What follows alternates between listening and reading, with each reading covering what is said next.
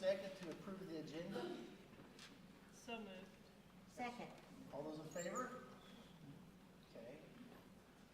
Okay, this time I need a motion and a second to approve the minutes of the October 15th regular board meeting.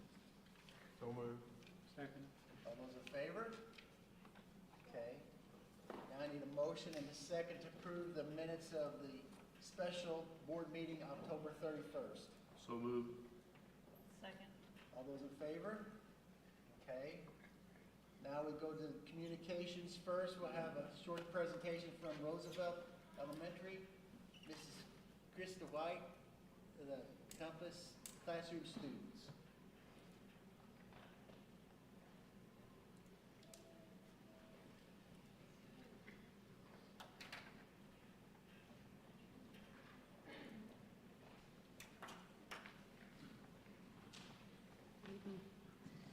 Hello, I'm Krista White, and I've had the privilege of being a part of the Compass Classroom from the very beginning when our district first introduced this innovative approach to supporting students in this space. We focus on helping students develop essential skills in self-regulation and social-emotional learning.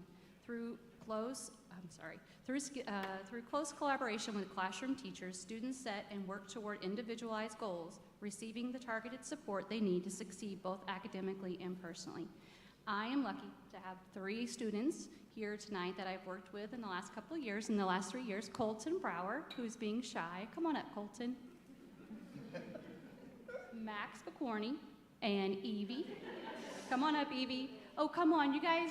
I told Max all he had to do was look handsome. You don't have to talk, just look handsome and pretty. Thank you, Max, for supporting me. Good job. Okay. So I'm excited to introduce a few of them here tonight. While I'm not one to seek the spotlight, I am truly passionate about sharing my students with you. They've demonstrated incredible success through the Compass Classroom. To help showcase their journey, they've put together a video. In it, you'll hear directly from some of the students I've had the honor of working with. It's been truly inspiring to watch their growth and see how these supports have made a real difference in their lives. Their success is a testament to the power of the Compass Classroom.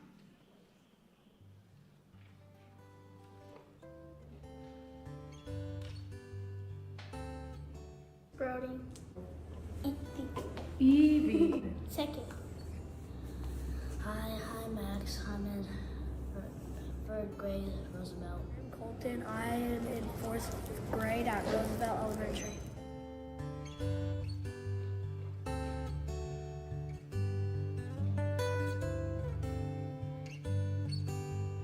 It was like adding and subtracting. It was really hard for me. Yeah. What happened when it got hard? Like feel like frustrated. When we first started to do division, I didn't know how to like subtract the number that you're dividing from the other number multiple times.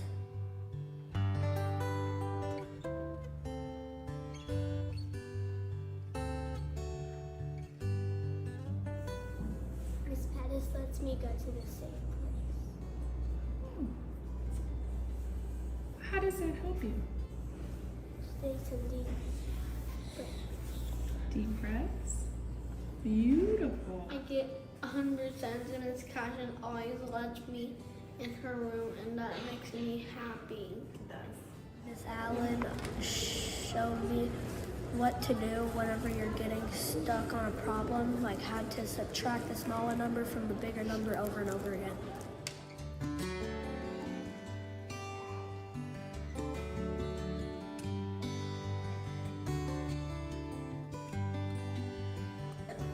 I got a good report, and my dad was so proud of me.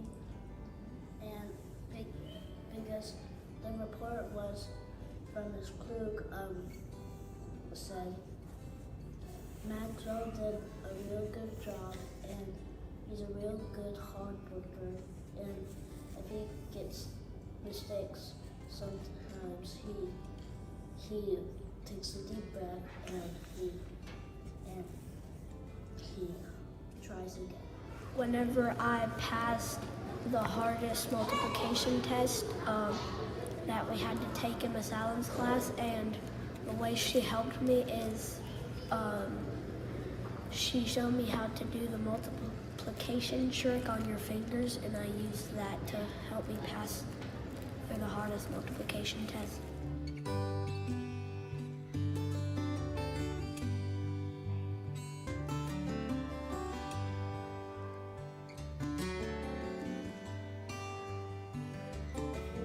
Are sad, it's okay to, I can help you. Miss White took me to her room. She helped me calm down the color.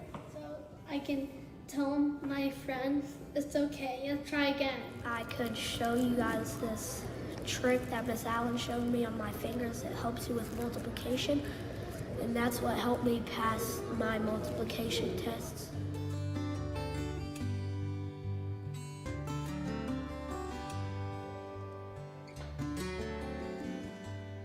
My job is to keep you safe. Your job is to help keep it safe. Good job. Okay, Drake, you want to lead us in the safekeeper box today?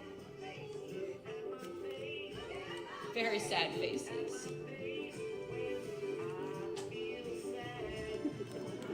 And this is how we use the commitment. So if we choose commitment like one of these, one of those, we have to follow the commitment. So if I choose like helpful hands, that's helpful hands. If I choose that, that means I can't hit. I can pick up a pen for someone or something else. You can choose your commitment, and you have to follow that commitment no matter what. The first step is go to a safe place. You might ask your teacher, but just going to it is not an option. You always have to ask the teacher first. So, step 2, choose a breath. So here's the breath. Blue breath.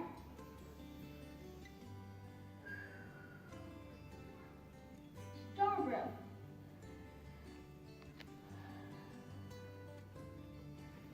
Drain breath. Squeeze the fist really tight. Breathe in. And then using your hands firm apart. And the pencil.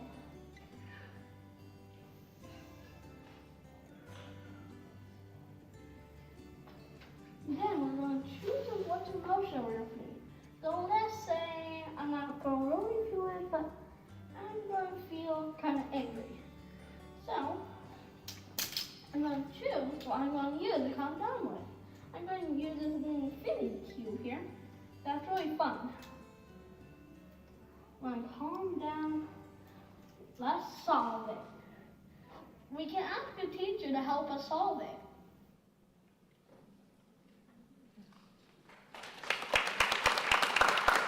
Thank you.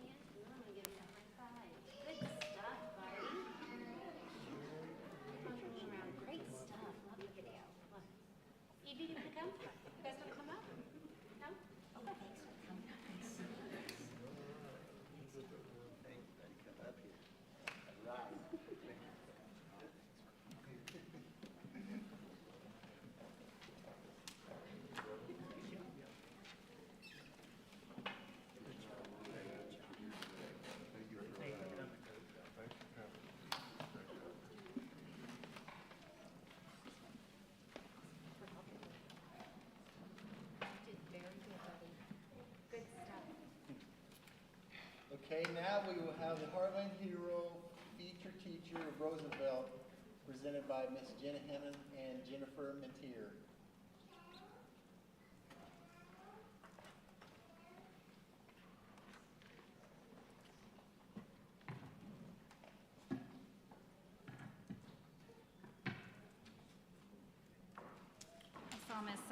I saw Miss Amanda practicing the pretzel breathing technique over there. You did a great job, Miss Amanda. Good job. That's our favorite. All right, good evening, everyone. I'm Jennifer Mentier, and I'm the Dean of Students at Roosevelt Elementary as well as Jefferson Elementary, and I get the pleasure of honoring our Heartland Hero today. So it's a true privilege to be standing here to honor an incredible organization that has made a profound and lasting impact on our schools and our community. Today, we get to celebrate First State Community Bank a beacon of generosity, commitment, and compassion. First State Community Bank, through its unwavering commitment to giving back, has truly demonstrated what it means to be a pillar of our community. Over the last several years, First State Community Bank has stepped up to make a lasting impact on the lives of our students, educators, and families. Specifically, First State Community Bank has made a positive impact at Roosevelt by providing snack items for our Sunshine Cart, goodies to stock the fridge, breakfast for our staff, St. Louis Cardinals tickets to raffle off as a fundraiser to purchase a new vision screener, and a gift basket for the Dodging Diabetes Tournament, just to name a few. Through these contributions and considerate acts of donations, they have shown time and again that they care about our future of our youth as well as the well-being of our school community. What sets First State Community Bank apart is not just the generosity of their contributions, but the thoughtfulness behind them. They understand that the strength of a community lies in its ability to support one another. It's businesses like First State Community Bank that inspire us all to think about how we can do our part in making this a better place to learn, live, and grow. Their efforts don't just make a difference today, they help shape a brighter tomorrow. So on behalf of Roosevelt Elementary, our families, and our community, we are extending a heartfelt thank you to First State Community Bank. Your generous and thoughtful contributions have touched the lives of so many, and your efforts are nothing short of inspiring.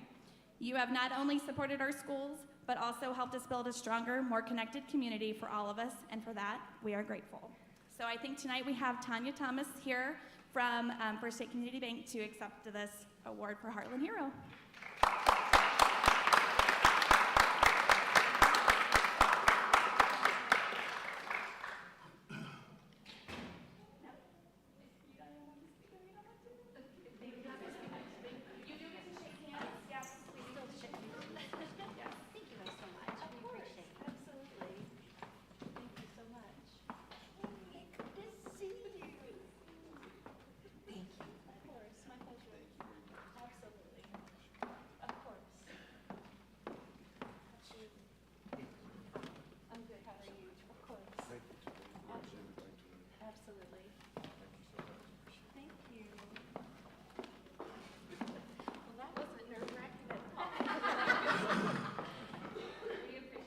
On behalf of First State Community Bank, thank you guys so much. We do love coming to schools. We do love being in the community. And we're just so proud of all of the students and all the teachers. And of course, all the parents. You guys are the real heroes. Thank you.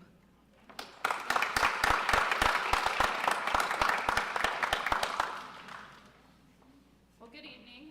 My name is Jenna Hemman, and I am principal over at Roosevelt Elementary. I want to begin by thanking all of you and our Board of Education for allowing us to be here tonight. November is Roosevelt's month to celebrate all of the good things that we do here, and we appreciate the opportunity. So first, you heard from our student voices. We're so proud. Thank you so much for coming this evening. Then you were witness to our Heartland Hero. Well, now we get to celebrate our featured teacher. A featured teacher is an inspiring educator who goes above and beyond to foster a supportive, inclusive, and engaging learning environment. Our featured teacher is Miss Crystal Cashin. She is a tireless advocate for her students, ensuring that they feel both valued and included. Her resolve to make a difference extends not only to her students, but to her colleagues as well. Her students describe her as awesome, and she gives the best hugs. They say she makes them laugh and that she's funny.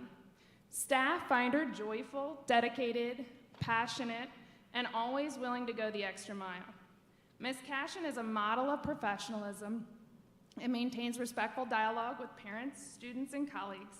Her dedication is unparalleled. She's even the only staff member I've caught staying overnight at Roosevelt. What sets Ms. Cashin apart is not just her modeling of excellence, but her ability to transfer her knowledge and empower others to lead by example.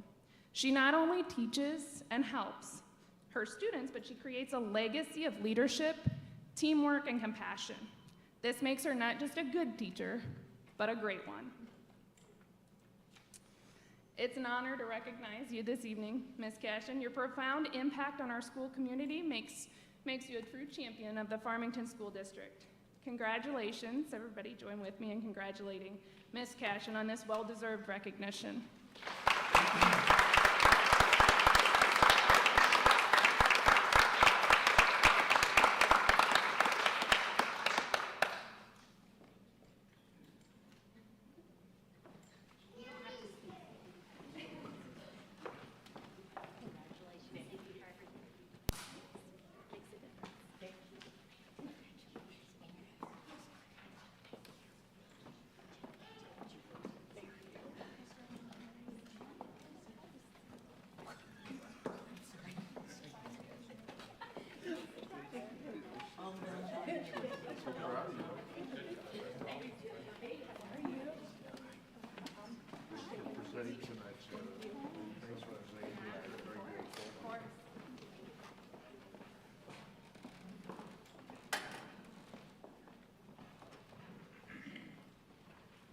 And now we will have introductions of a few of our fall sports programs by Mr. Chad Mills.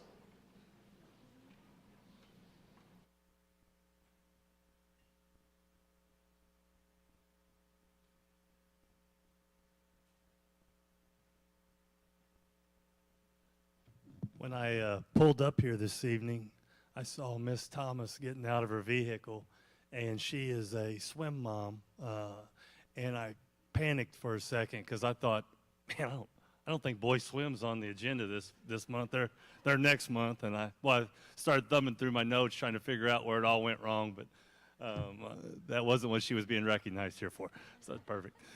We have 8 high school sports teams that we in the fall, and 3 of them we're going to celebrate and recognize tonight.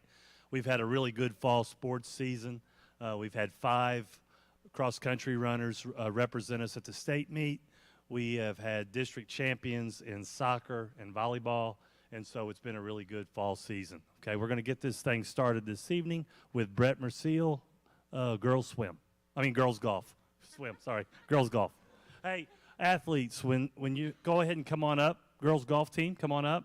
And after Coach Merciel talks about you, we would like you to walk around the room and meet our school board members.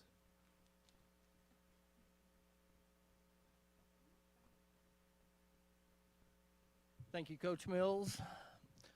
I am Brett Merciel, the coach for the girls golf team, and I firmly believe that our golf program at Farmington High School is pointing straight up.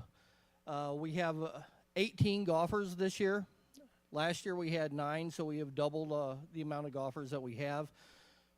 We continue to improve our district competition. Last year we improved by close to 30 shots this year, and I really believe that next year we're going to have at least 2, if not more than that, qualify for the state tournament. What I really want to emphasize or celebrate tonight with these girls, every one of my varsity golfers this year, they received the honor of Academic All-State. I don't know how many other programs in the state have every varsity golfer qualifying for that, but every one of our players did. That's going to be very important for them going forward as they go into college. That's a great accolade for them to hang up. Hopefully they understand how important it is. So I'm just going to introduce them real quick. We have Jessica Wade, Addison Moore, Meredith Williams, Samantha White, Emma Schweiss, and Peyton Pigg, and the one that wasn't able to make it tonight was Clara Wilkins. So if you would give them a round of applause for their Academic All-State honors.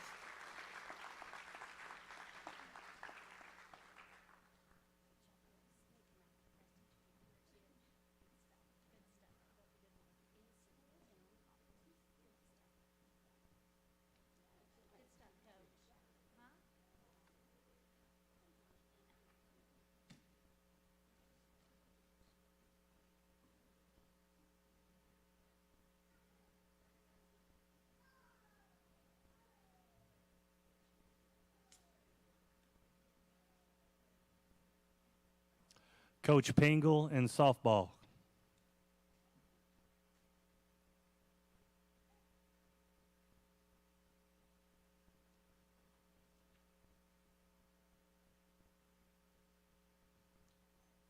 Good evening, everyone. My name is Allison Pingle. I am the varsity softball coach. I want to start by saying thank you to each of you for your support this season. Seeing you there is always a great opportunity, and we appreciate your support. We ended our season with a 12-17 record. While that does not reflect what we wanted out of this season, I have to say the girls worked really hard to turn our year around, making it to the district championship game and losing by just a few runs. Tonight I have with me Ellie Robbins and Olivia Hardapee. They both had a fabulous season. They were both our team captains and carried us as far as they could. Ellie was first team all conference, first team all district, first team all region, and first team all state. And Miss Olivia was first team all conference, first team all district, and first team all region. We had a lot of positive things this season. Dr. Gibbs would pop in to say hi every now and again, and I like to always tell him this was our growing year. So we're getting back on track from the things Farmington softball has been in the past few years, and we saw some progress towards that this year.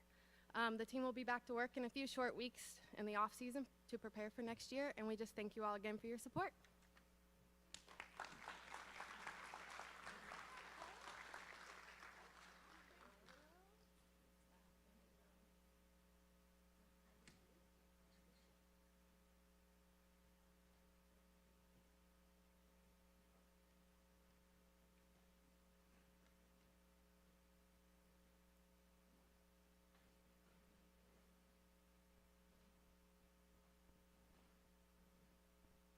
Coach Baker and high school volleyball.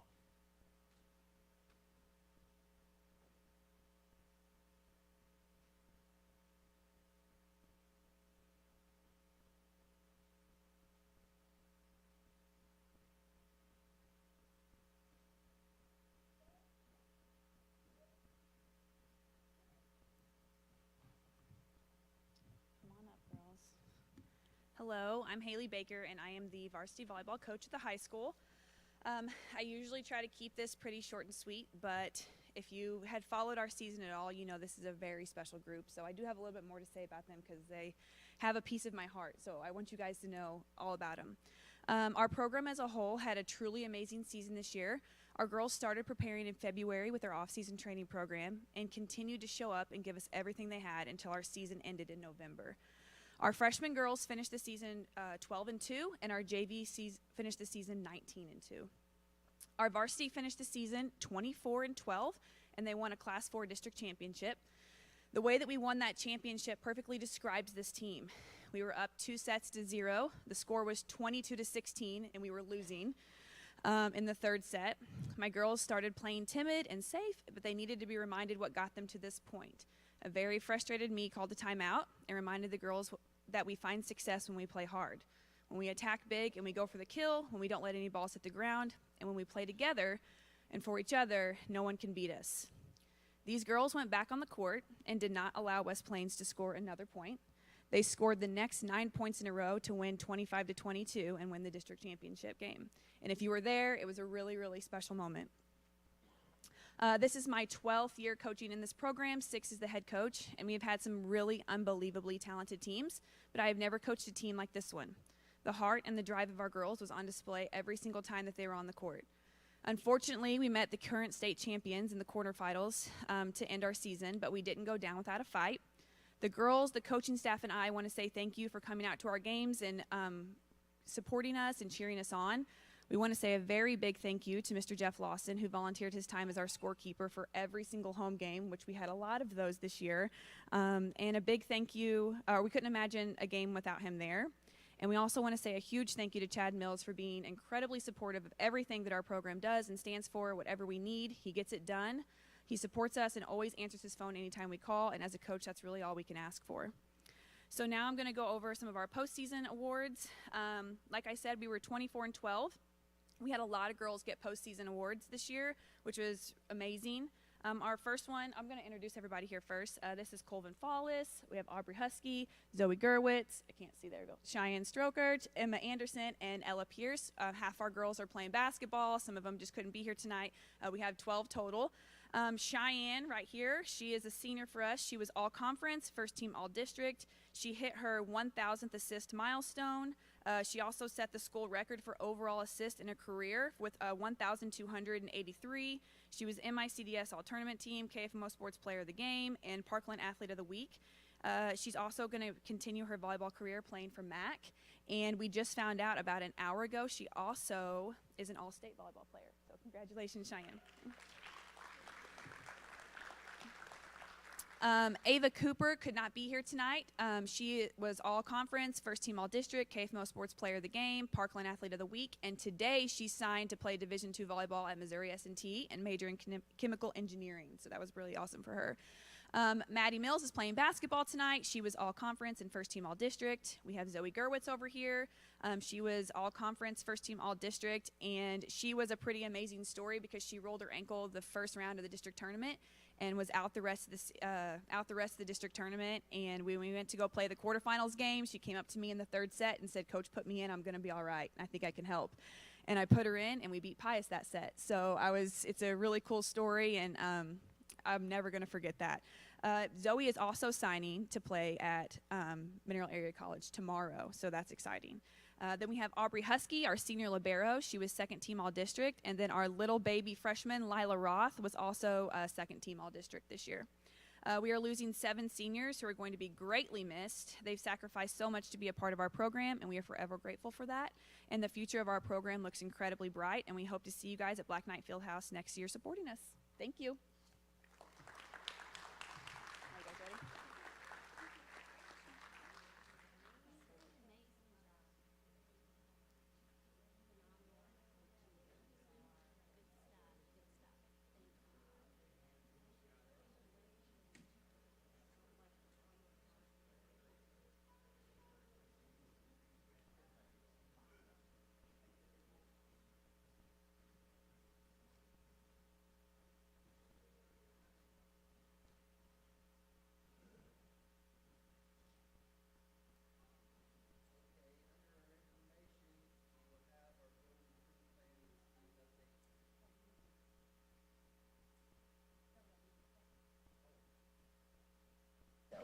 Okay. First, we have the levy discussion by Dr. Gibbs. All right, and you are free to go. I'll let you clear out if you want to, but you can stay and listen as much as you want as well. They were starting to clear out on me. I hope it's still fun. Yeah, it's okay. We're taking good care of it.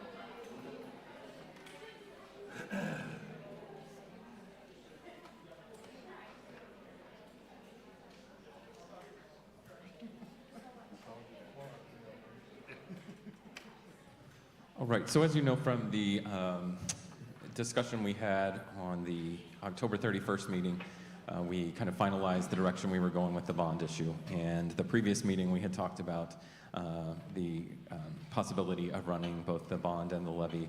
A levy would be the increase, the bond would stay the same, keeping our debt service amount where it is. So 2 different things. If we move forward with this, we're always going to keep in mind kind of a elementary saying, bonds are for building, levies are for learning. So the bonds have been decided, what we're going to do with that project and the amount that we're going to ask for. We're going to start drafting the ballot language that we would approve in either our meeting in December or January, depending on when we have that ready, but we should be able to have that ready pretty soon. So the next thing I just needed some direction on is, do we want to draft a levy proposal to put on the ballot? And as we're working through that process of promoting one and giving information about them, we would also share about the need for the other. So I can organize my thoughts that I've been sharing with staff all the way back to last January, where we would go with the bond and the levy, this solely focusing on the levy. And then I have kind of a focus group in the district that I shared this information with more recently. So you think back to all the conversations we've had as I've navigated the budgeting. We operate at the state minimum of $275. I've talked a lot about our salary schedule, and we're just struggling to stay competitive with that state minimum levy. We've fallen quite a ways behind Central and even further behind St. Genevieve than we were already. We are now at the same as Potosi, and then the other neighboring schools, either through the minimum teacher salary grant that is part of the what it's been raised to of $40,000, and then other schools have tried to get ahead of that, and so we're very close to all of those. And we did implement Career Ladder this year for the first time, but we only implemented stage 1 and stage 2 to be fiscally conservative as we moved forward with that. So that was a big leap for us to take when we hadn't had that previously. Other area schools have stage 3. ESSER funds are all gone. We don't have the regular resource adoption that I'd like us to have built into our budget. We are having lower enrollment numbers post-COVID, and then we just can't get our attendance rates where we need them to be, so that's affecting our average daily attendance, which is how we're paid on the state side. So there are the laws and bills that have gone through with the local revenue possibly being frozen for people over a certain age, and so that could be a concern in the future. And then we do want to add things, and right now we're kind of at a maximum to where we would have to start dipping into reserves, which we are doing that a little bit this year, as you saw from the budget that we adopted. So two options to look at would be a 30-cent increase or a 40-cent increase. And the 30-cent would put us at a total of $395, and 40-cent obviously $405, and you can see we would generate $1.5 million with the 30-cent increase and $2 million with the 40-cent increase. Sounds like a lot of money, but it goes pretty fast when you start to break it down. So just to get us even with Central would get us to $43,250, which is where they are this year. And so they'll probably go further than that next year. Would take almost $700,000 in a reoccurring cost to get that stage 3 of Career Ladder in place, like the other schools have, is over another $250,000. And then we have to also stay commensurate with the support staff pay, with the minimum wage going up significantly in the next few years. That will also be a challenge for us. And then it goes, we have several freezes in the early years of our salary schedule for a master's, bachelor's, that we need to try to be working some of those out. So all of those things quickly take up that $1.5 million.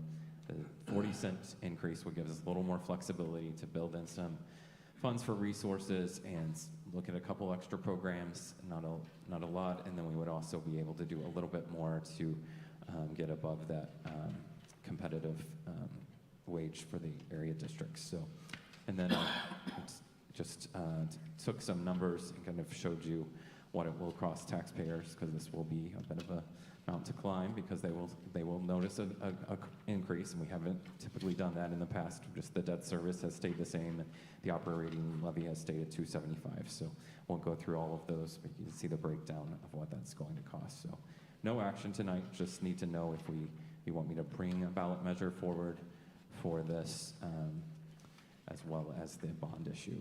So kind of a little bit of direction on that. And then knowing that if we only run a bond issue and in a couple years we've spent down our reserves, go back out to the voters,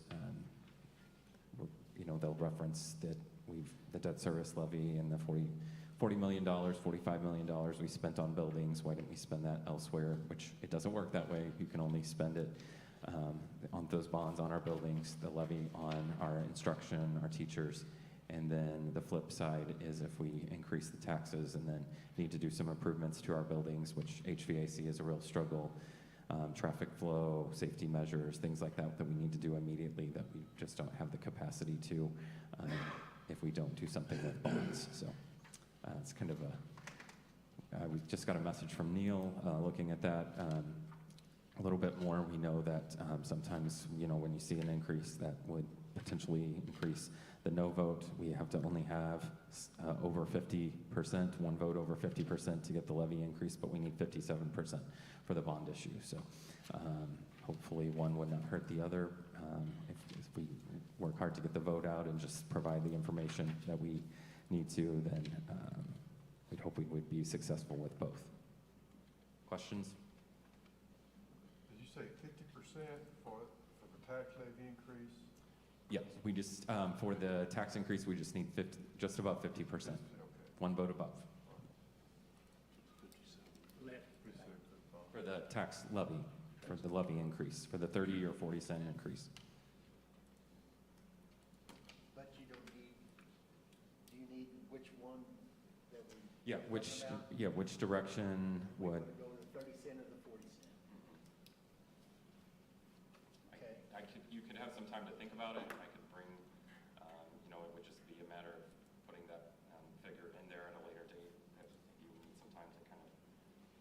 last time that we asked for an increase in our spending levy? You know, I don't think we typically have. Howard, you know the history. For me. Long time.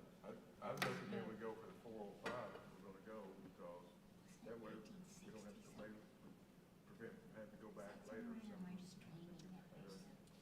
We'll optimize if possible. So the document, the document I shared today kind of shows the comparison of just counties around us, but then I also have a document that does share with schools of about 4,000 across the state, and we rank third from the bottom in that list as well. So, and several of them have an assessed valuation higher than ours.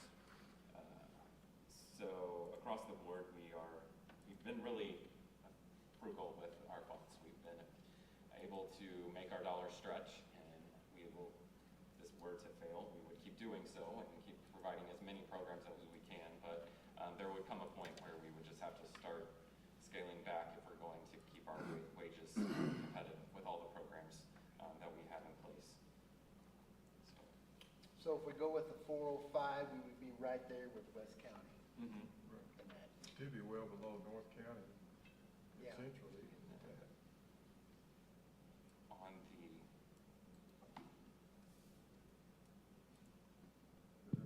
On the document that I have, I will share it with you after this meeting.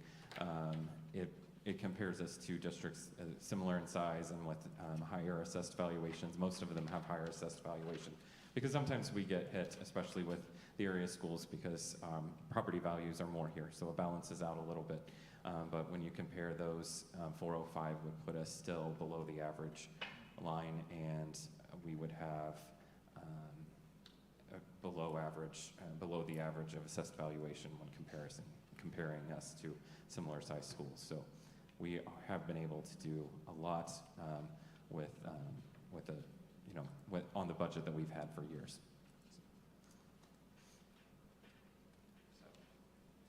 So, do you just want to think about it, or do you just want to go with Carrie's recommendation, we go 405? And then, I say we go with the recommendation that Carrie said. I agree.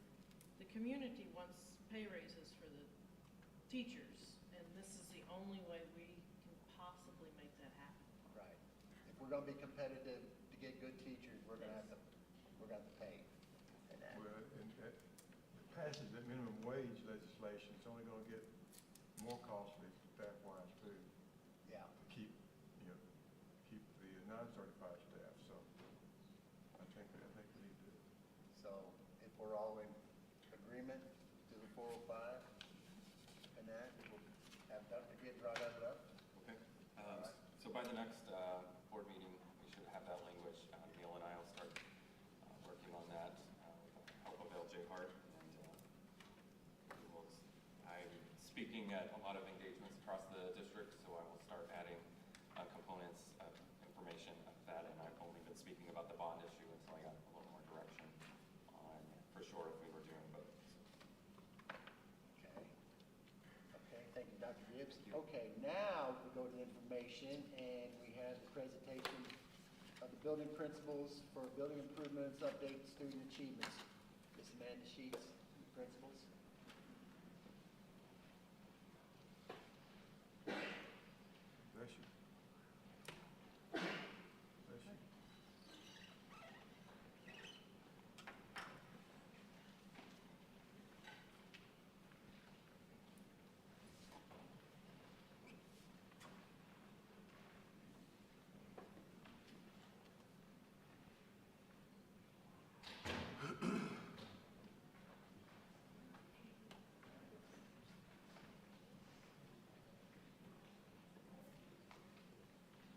Good evening.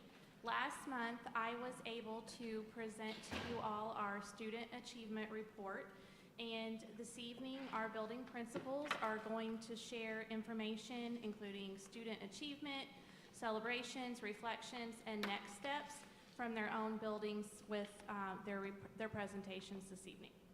After they're finished, they'll pause and ask if you all have any questions.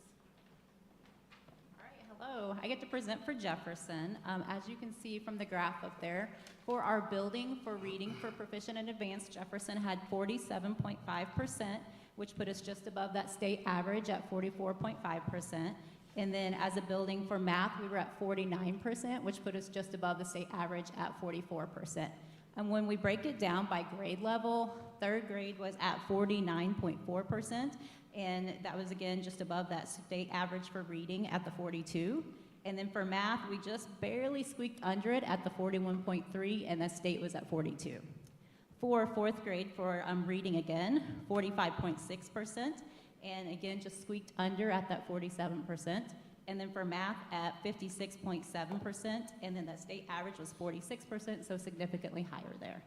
When we reflected as a building, and then we looked at our celebrations, we were very proud of being over that 3% for reading, and then the 5% for math, exceeding especially in that third grade reading area and then the math area. And then we will continue to look at our building and sustaining collaboration teams, using the data and effective instructional strategies with an emphasis in the area specifically for research and writing for third grade, ELA, reading comprehension, and fourth grade for ELA, and then relationships and algebraic thinking for both third and fourth grade math. We have used 2 years of MAP data consecutively to look at that. For our next steps, I just skipped special education over there, didn't mean to do that. We were at 16.6% for both third and fourth grade for reading and math. For our next steps, continuing to look at our improvement plan for the RTI model and sustaining the shared responsibilities of that. Every grade level collaborates and looks at those instructional strategies together and then shares those students.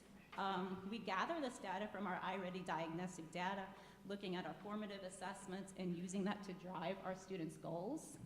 We also are looking at improving our student support teams, looking at those multi-tiered systems of supports, looking to reach those academic, attendance, and the social emotional needs of all of our students. That is a very dedicated team that looks at all of those areas at all times. We also continue to strengthen our social and emotional support in combined efforts through our conscious discipline team, through our school counselor, through the administration team, and other staff members. This goes right along with our SST team. We focus on supporting those students in their emotional, physical health needs, looking at creating those optimal learning environments for all of those students.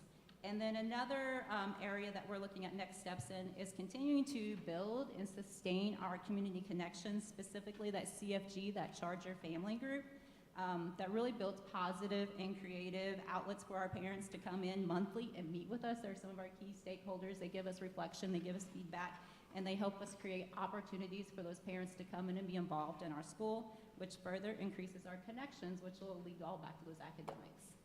What questions do you have for Jefferson? This fourth grade group, that's not our COVID group, is it? Fourth grade, no, they're not. It's a sixth grade group this year. Sixth grade group's the COVID group, okay. Question. I thought maybe 2024, COVID 2020. We're still feeling some effects of COVID, I would agree. So Roosevelt students, as you can see, the data is in front of you.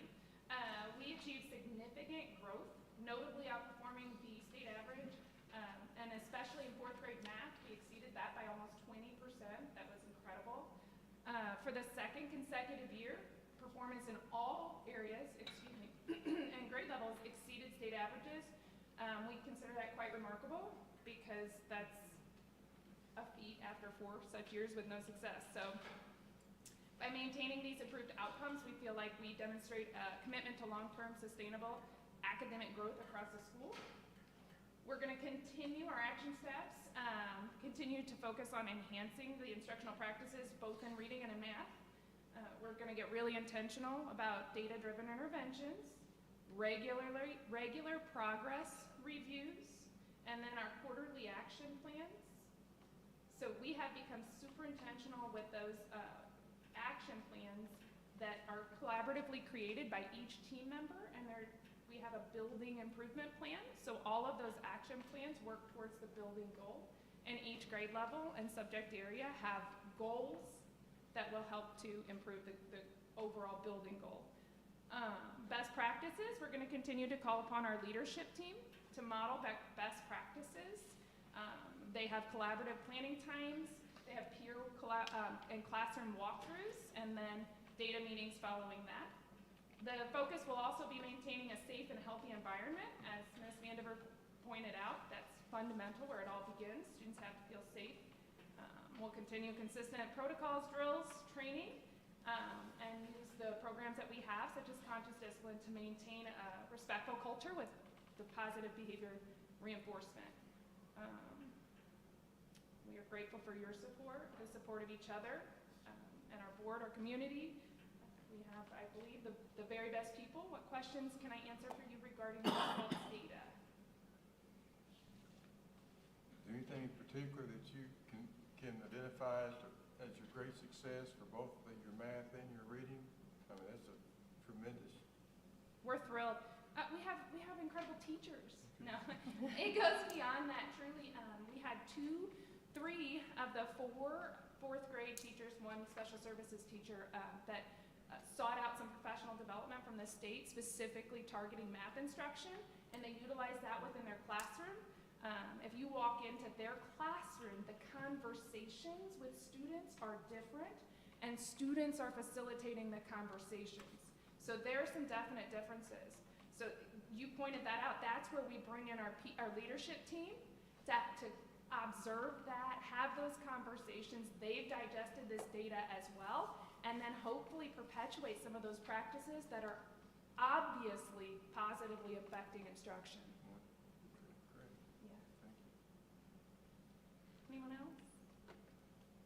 Thank you so much. We appreciate it. Okay.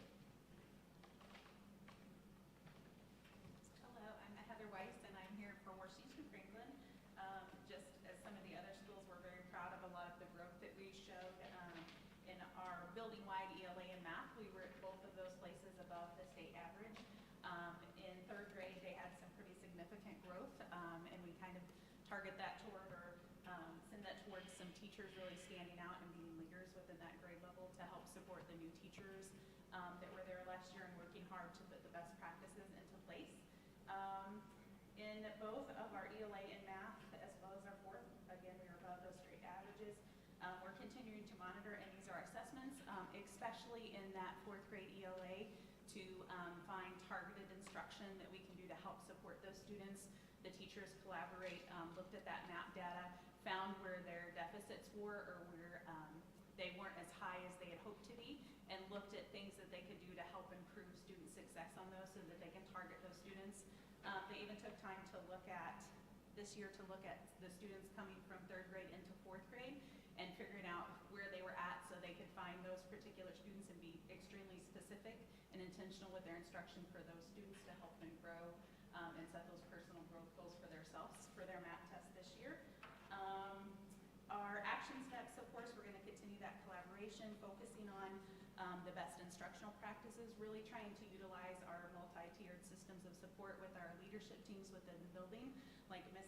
Hemman had mentioned, our PGC and our CDAT working together, universal team looking at our whole building as a whole and figuring out how we can support each other in behavior and academics, because we know that they're entwined. So making sure that we're supporting students as a whole child and not just in one direction or the other. We're going to continue to monitor and analyze our student progress so that as we're moving through the year and we're checking in on students, teachers are able to adjust their instruction to better support those students so they can show more growth as they move through the year. Continuing to maintain and enhance our school-wide RTI system, teachers being intentional with their conversations that they're having during collaboration each week, looking at what their instruction involves and what they can do to improve on that according to the data that they receive from the students and their progress monitoring and check-ins. And then also, as they had mentioned, the safety and health of the schools, utilizing our action plans to support that social emotional growth in students through our CDAT team as well as our PGC team.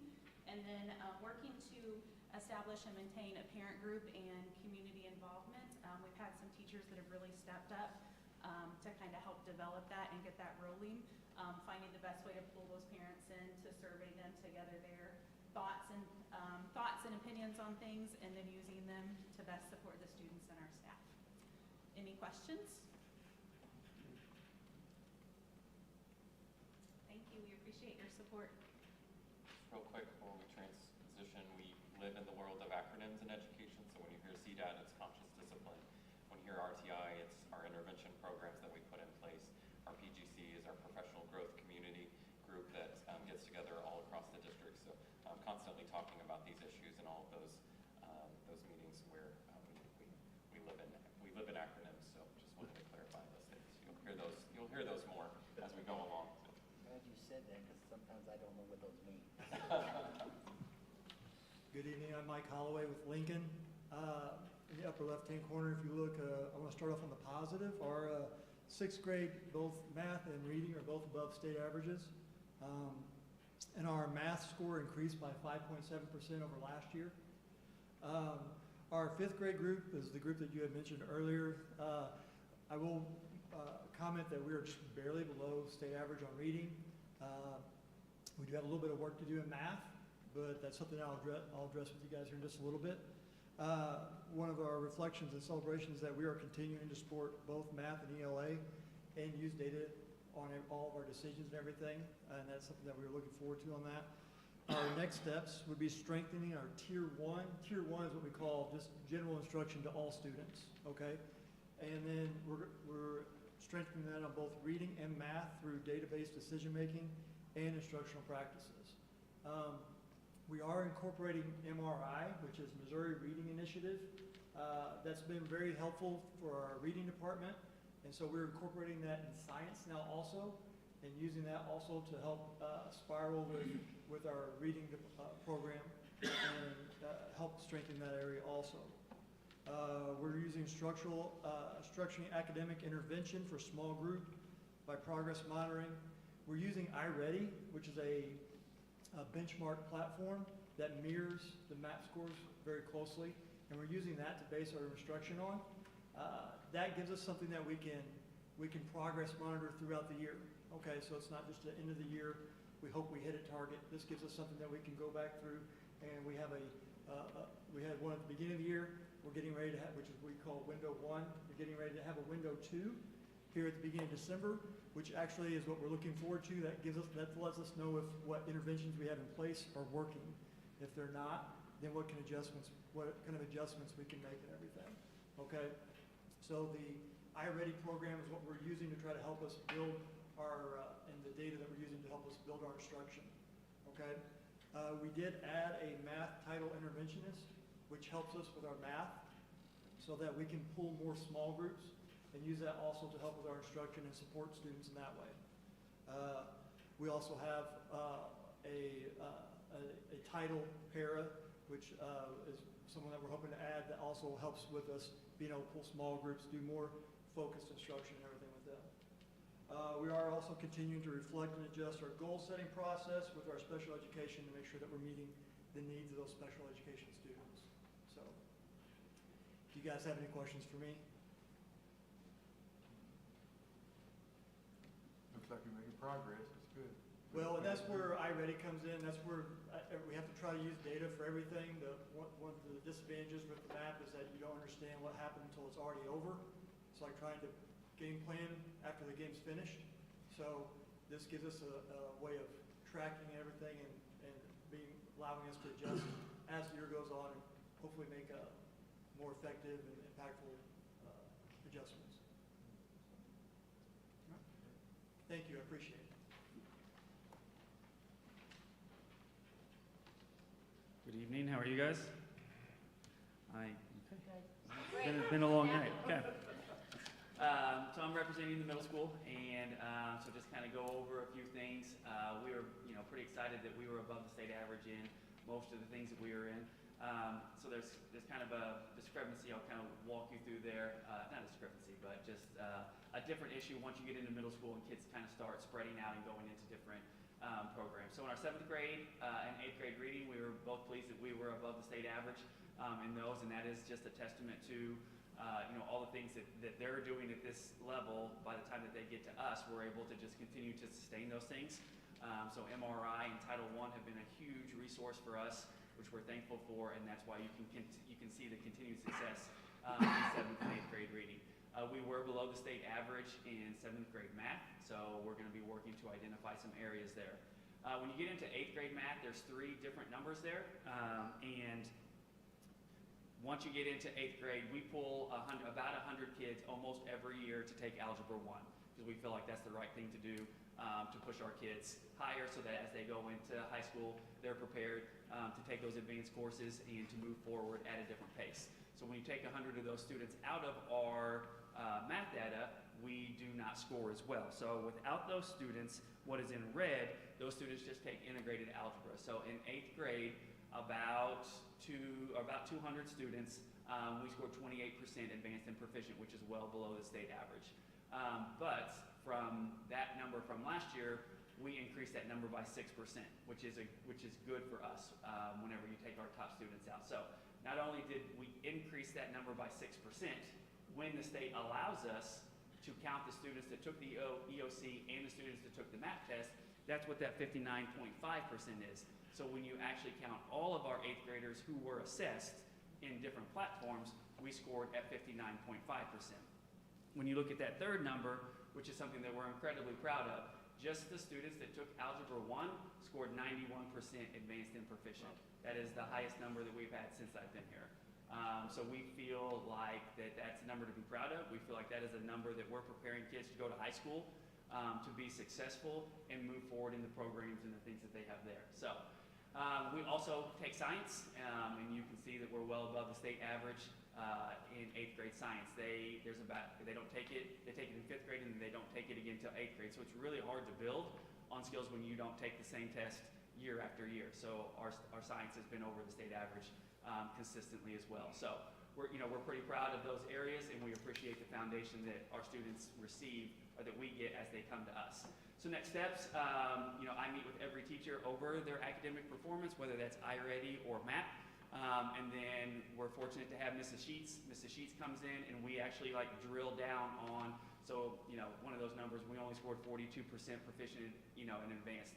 Well, what standards were we lacking in? So Mrs. Sheets comes in and works with myself and my teachers, and then we, work through collaboration. We work through our professional development to identify where those areas are, and then how can we increase our lessons on a daily basis to address that, to make improvements and to make academic success.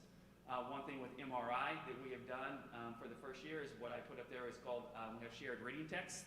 And what that means is I'll walk into a reading class and they're reading an article about Newton's third law, where they're actually using reading strategies to prep those students on science, and then they're taking that same article and then using writing skills in science. So we're pairing the two things together. So we started that in science and social studies, and that's something that we've never been able to do before, but that's thanks to the MRI training that we get. Our math data, like I said, is a little bit lower. We were below the state average in 7th grade, and then our 8th grade, like I said, just kind of a mix. So Mrs. Sheets, again, our instructional coach, Ms. Pauls, works with our individual teachers where we can make improvements based on standards and based on our iReady data. So we're getting ready to take iReady Window 2, and that's going to give us some good information as we go into the second semester that we can look to continue to make improvements. Are there any questions? Thank you.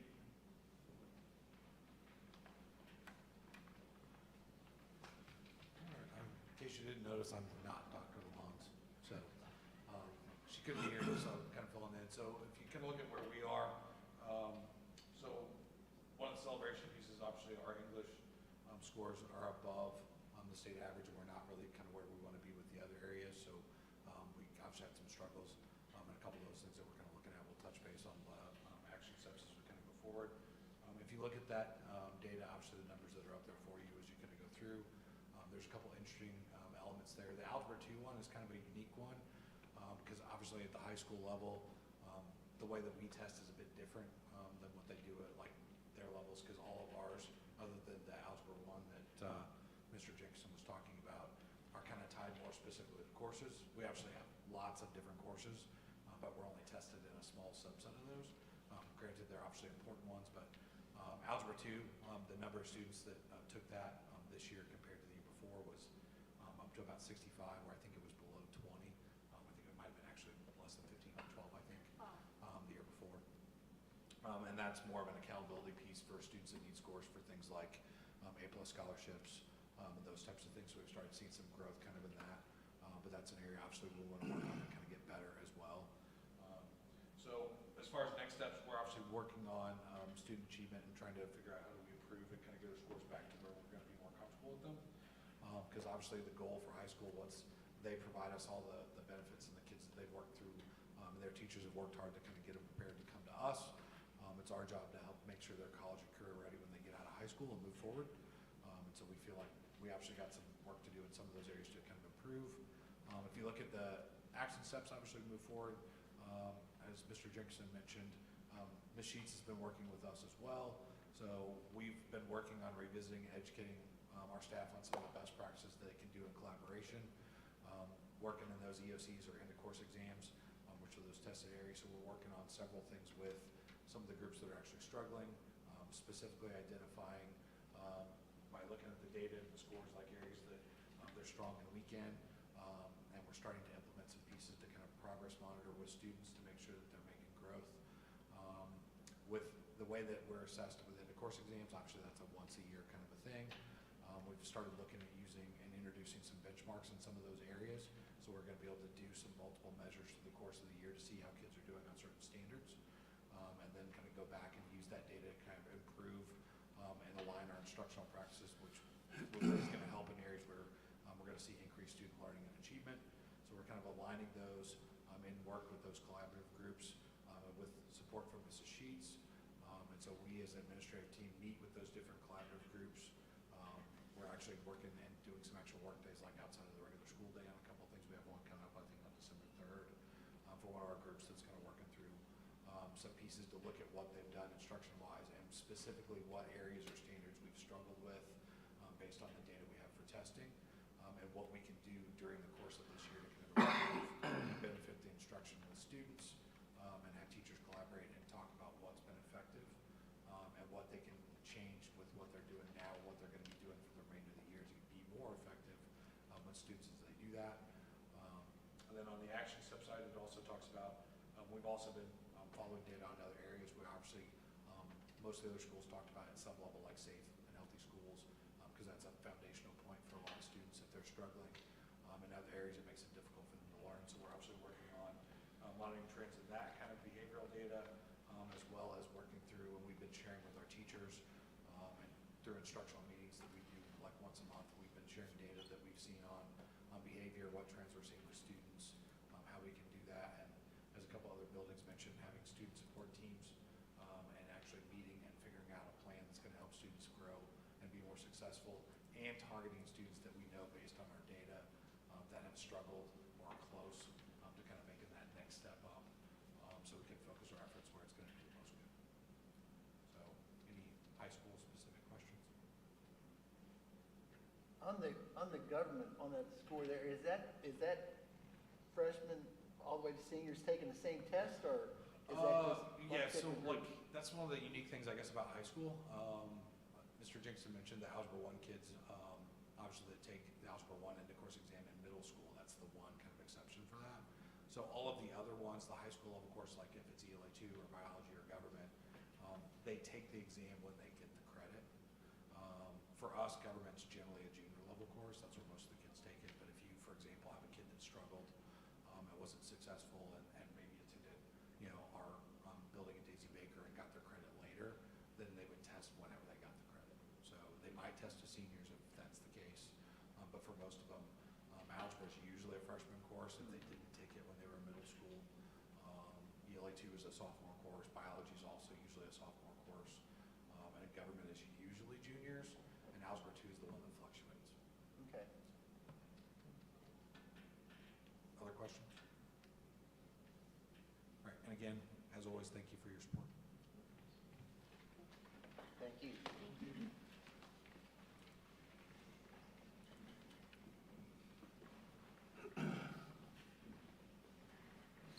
Okay, under procedures and updates, you have that to go over, and then we have policy updates, the end of the 30-day review. The 6.01. I need a motion and second to approve these policy updates. So moved. Second. All those in favor? Okay. And then we have, hope you read about the changing the policy JFCI-2, the drug testing in that. It's different what they're proposing. So if there's no questions on that, I need a motion and second to approve that policy. So moved. Second. All those in favor? Okay. Now, we don't need any bigger discussions about the consent agenda. Then if not, I need a motion and a second to approve the consensual agenda. So moved. A second? Second. All those in favor? Okay. Now I have the district update. Dr. Gibbs. All right, looking at the district overall, just an update on the portrait of a graduate work, defining the core competencies that we want students to graduate from Farmington with. Those are probably in our schools. It's just defining those, getting clarity to what those look like. So we've had our second meeting. We have stakeholders from every group represented, about 80 to 100 coming together on any given night of this work. And one of the most powerful things is hearing from the students. We have about 20 that have been in and out, and they have been very good to speak up and share their thoughts. And so really, that's been powerful to the participants in the room. So we are now narrowing those options down that we generated at the last meeting, getting some survey data. So we're anxious to see where that goes, and we'll be unveiling that towards the end of January. As I mentioned when I was talking about the bond and levy issues, haven't had a district team together just to give feedback, and then we've also talked about that and provided feedback from the admin team, and it's been very positive on the direction we decided to go with the bond issue, and they feel optimistic about everything that's been presented. So hopefully that will be felt across the district. Moving on to Dr. Krause's areas, we are very excited about the launch of Seasons of Hope to assist families throughout the community, and several families being adopted throughout our schools as well, so giving back to our community. Just a couple highlights from the secondary world. Daisy Baker has had 13 students already pass the HiSET. They're on track to graduate, so a great celebration coming out of there. Then if you drive by their campus, they've been without a playground for quite some time, and yet they serve young students through the BJC program, and now we have a playground over there for those students to enjoy. So thankful that we were able to make that happen. And Ms. Hill has worked hard to recoup some of those high needs funds for some of the students that we work with, and when we hadn't previously been doing that. So I appreciate her hard work there. Moving on to curriculum and instruction, we heard a lot of information about test data, and there is a lot of intentional work going on around vertical alignment. So as they all spoke and they worked their way up through the grades, you're going to also see that they're working together, especially for the alignment in ELA and math, which are so heavily tested. And then move down to my fourth bullet point there. I want to just touch briefly on the annual performance report, the APR, as the acronym goes, and it is being released to the public. And we are at a 75.5, so that's not where we want to be on that score. The way that that's calculated is 70% of it is on our student performance data, which you heard the presentation on that, so that school score pulls out of there. And then 30% is on our district continuous improvement, so that includes our CSIP, our climate culture surveys, attendance, and different things that fall into that area. And so that score is fairly solid, but our performance score is 66.4. Once again, we need to do a lot of intentional work to drive that up. And then when you look at just our performance by itself, we're scoring pretty much down the board right at 75%. That's considered on track. But with the sixth iteration of MSIP, we're in MSIP 6, it says the state launch this growth model. It's very complicated. The formula is built into that, and that's where we are seeing more difficulty of bumping students up and promoting growth. And so we're really being more intentional about identifying those students and seeing how we can get even students that are right on the bubble bumped up to the next level of achievement. So the scores you heard tonight were primarily proficient and advanced scores, but we also have to look at the students who fall in the other two categories, basic, below basic, and see how we're moving those to get that growth score, because that is where we're primarily scoring 25 to 50%, and that's drawing down that performance score and that overall APR. So two different things with the student achievement, but the student achievement feeds into the APR, and we're needing to continue our work on that. So very appreciative of Mrs. Turner and Mrs. Sheets' plan, which is much more involved than the bullet points I put in this report. And then just, if I were to summarize all of the highlights from across the elementary, and Veterans Day celebrations were a great success and well attended. I was able to make several of those, and just really happy to see what they put on for our community, and the breakfast that was provided by our food service staff. And then there was high levels of participation in parent-teacher conferences across the elementary. And then they continued to just do a great job with family involvement events throughout the fall and into this winter season that we'll get into. So I appreciate all the hard work there.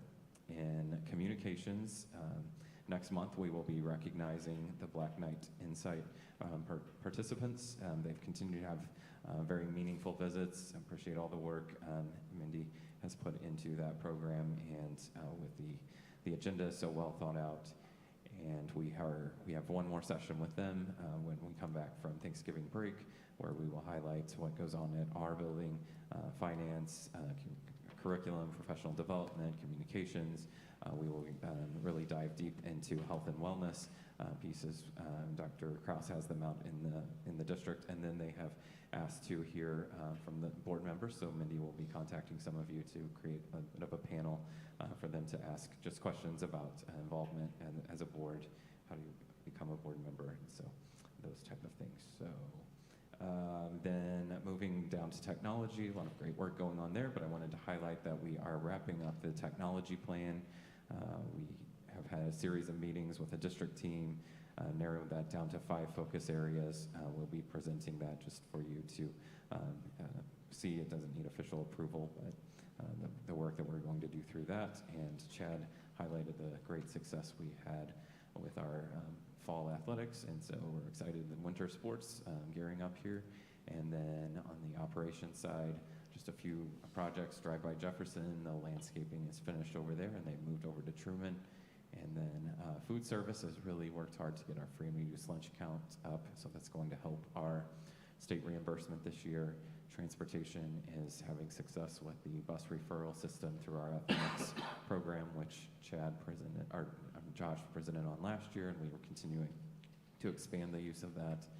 Our ASBR, which Crystal had put in our September board packet, has gotten final approval from DESE, so a lot of hard work going into that. So as always, there's a lot of people in this district that make a lot of great things happen. So just get to hit the highlights, and always appreciate their hard work. Questions? Can you clarify one thing on the, you mentioned the MSEP, you said it added a growth component to the student performance score.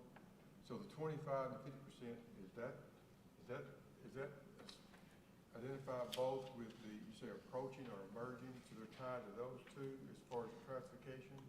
That's the classification, so it's on target, on track, and then it goes down to approaching and emerging. So you definitely need to get back to where our growth is on track, and we're at a higher percentage in those areas. So we're looking carefully at what students, so the model is frustrating for schools that have typically performed well, because it's harder to sometimes see the growth that you want if you're at a higher achievement level, and as schools that maybe were scoring lower, and then to figure out how they kind of figure it out. They have a projection of where a student should be, and somehow they've taken multiple points of data. And I may need Amanda to help me out. Am I wading through this correctly?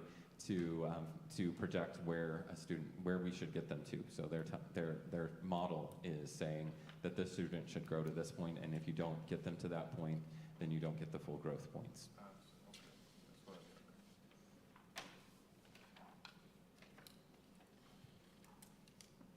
Okay, thank you, Dr. Gibbs. All right, at this time, I need a motion to go into closed session. I move to adjourn to closed session to discuss personnel pursuant to 610.021, paragraphs 1, 3, 13, and 14. Have a second? Second. Roll call? Mackey? Yes. Freeman? Yes. Hahn? Yes. Kane? Yes. Howard? Yes. Noble? Yes. Lawson? Yes. Okay, thank you, everybody.